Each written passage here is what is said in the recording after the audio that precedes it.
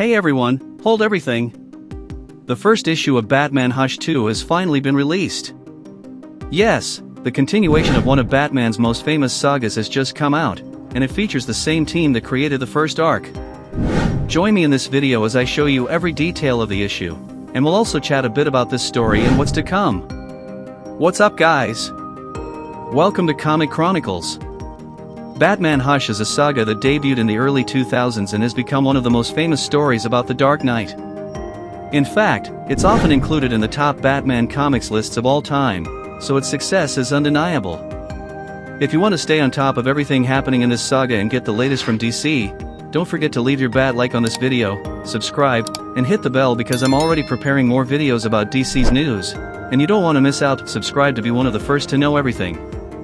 Thank you so much, and without further ado, let's dive into the video. The story begins with Batman recalling the day he received a call from Commissioner Gordon, as some maniac was threatening to poison Gotham's water reservoir.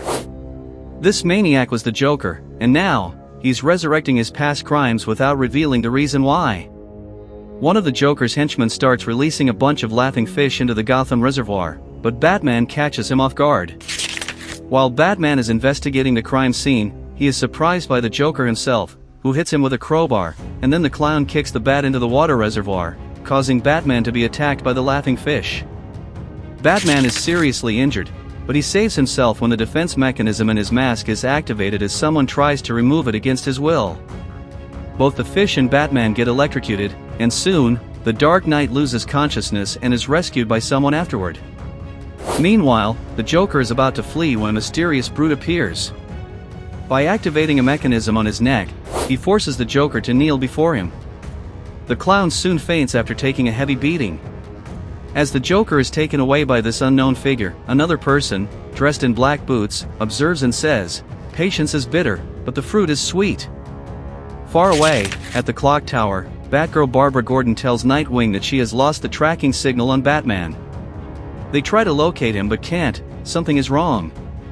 Either Batman has been jammed or someone has interfered with the Bat family's communication system. At the Gotham Reservoir, Batman is revived by the woman who saved him.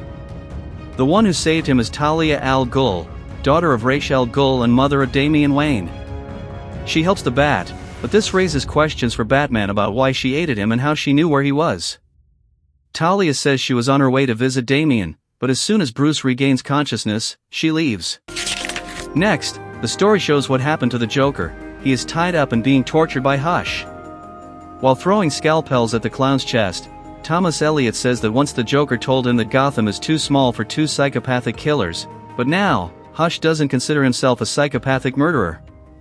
Hush hits Joker several times, stating he will bleed out in just 2 to 3 hours, or maybe one day at most. In the Batcave, Batman is checking his suit that got damaged after falling into the water reservoir.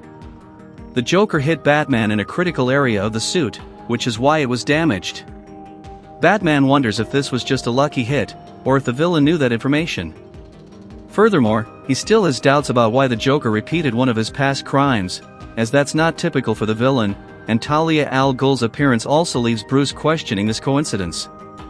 At this moment, Batgirl manages to contact Batman. Barbara informs the Bat about the events and makes Batman suspect that their communication system has indeed been compromised.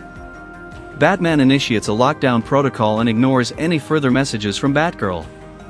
He resumes his investigation through the Joker's shoe that was left behind at the reservoir. Batman examines the sole of the shoe and finds 3 types of traces that would only be located together in one specific place. Batman then heads to Amusement Mile after uncovering clues from the Joker's shoe. He arrives at an old park, and there he finds an invitation, a scarecrow version of Commissioner Gordon, which reminds him of the events from The Killing Joke. After this, Batman is completely certain he's in the right place. Upon entering the circus tent, a light turns on, and several arms of the Joker emerge, pointing guns at Batman.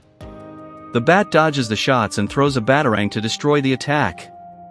Growing impatient, Batman runs and crashes through a mirror, but is surprised to find the Joker tied up and injured. A voice congratulates him on arriving there, and at that moment, this voice begins to recall old memories of Batman, moments when the Joker committed various atrocities. The voice recalls events from The Killing Joke and also remembers the death of Robin, leaving Batman furious. Batman realizes that the Joker is dying, and the voice attempts to convince Batman to kill the clown, but the Bat refuses. At that moment, he understands that whoever did this to the Joker is someone with great precision in their actions. He finally connects all the dots and discovers who is behind all of this. This villain is someone who knows who Batman is and what he stands for. It's his childhood friend Thomas Elliot. Hush is back. So, guys, that's the first issue of Batman Hush 2. It's a pretty quick read, you can finish it in just a few minutes. The most striking point of all this is Jim Lee's art, which remains fantastic. It's a beautiful piece of art. In the scripts, Jeff Loeb also continues with the same writing style as the first Batman Hush story, which came out in the early 2000s. So for those who loved the first Hush story, you'll definitely enjoy this work. Regarding the story, there isn't much to comment on except for the fact that this story has a vibe similar to Hush 1. From the start, Batman spends all his time reflecting and thinking about who is behind this mystery, which is something that is also prominent in the first Hush saga. Additionally, the story here also keeps the standard of how the panels on the pages are composed. Generally, in the first Hush saga, it's common to have pages with 4 panels followed by a splash page with a beautiful complete image, so you can see that the creative team maintained this identity in the comic, and that's a very positive point. However, regarding the main plot, there are still more elements needed to start forming something concrete. This issue mainly serves to introduce the villain while focusing more on the nostalgia of what the vibe of Hush 1 was, while also revisiting some of the most significant tragic moments in Batman's life. So let's wait for the next issue to have more details about Hush's motivations and also more details involving the new enemy that has emerged here. This is the big news in this comic, the new villain called Silence, who is alongside Hush. I'm curious about the type of power he possesses to make people do as he commands while leaving them gravely injured. It really is like he silences people. But despite this debut, we also don't have many details about him, so we'll have to wait for the next editions to understand this new villain and learn what motivates him to want to join Hush. This beginning strongly resembles the first part, especially at the start when Batman was chasing Catwoman and her rope snapped, leaving him battered, and when a villain was about to take off his mask, the protection mechanism activated. That also happens here when the Joker knocks him into the reservoir and the fish attack him. So we have several callbacks here. But now I want to know from you, have you read the first issue of Batman Hush 2? Are you excited to see how this saga unfolds? Write your opinion in the comments, I'm watching and will respond to each one.